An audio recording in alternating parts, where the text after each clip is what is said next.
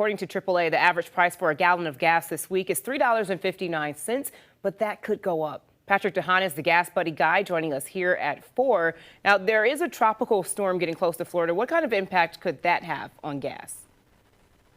Well, thankfully, Idalia is likely to impact an area that does not have any major refineries and really any energy infrastructure. So for that reason, every hurricane is a little bit different, and soon to be Hurricane Idalia is not likely to make an impact on gas prices. Now, having said that, there was a refinery fire at one of the largest refineries in the U.S. late last week that caused a brief surge in the wholesale price of gasoline. But the good news is that the wholesale price of gasoline today fell about 10 cents a gallon, and that should provide stations a little bit of padding to continue that trend of falling gas prices. Prices about 8 cents lower today than they were a week ago. That's a trend that now could continue. Keep an eye, though, on the price of oil. If it suddenly does reverse, it's never too late. You still could see a price spike later this week. But for now, it's looking like we may inch a little bit lower ahead of the holiday. Which is definitely good news for everyone who has to fill up their tank.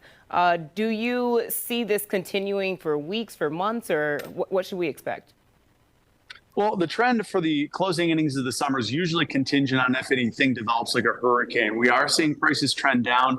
That's a trend that should continue. In fact, it could accelerate in the midst of September. We also switch back to cheaper winter gasoline. That's something that happens September 16th. Usually with that, we see a price drop of anywhere from 10 to 15 cents a gallon. And then seasonality kicks in. Americans don't consume as much gasoline as temperatures start to fall, and that would help push prices down as well. So really starting in the next couple of weeks, we should see the downward trend continue. That's something that could last through Thanksgiving or Christmas, and you might see some stations across Wisconsin below the $3 a gallon mark by the end of the year if everything goes well. That's like an early Christmas gift for many of us. And we We'll want to take talk it. about Milwaukee, too. Milwaukee has some of the most expensive gas in the state, about 16 cents more than Dane County, which is just an hour away. Why do we see these changes around the state?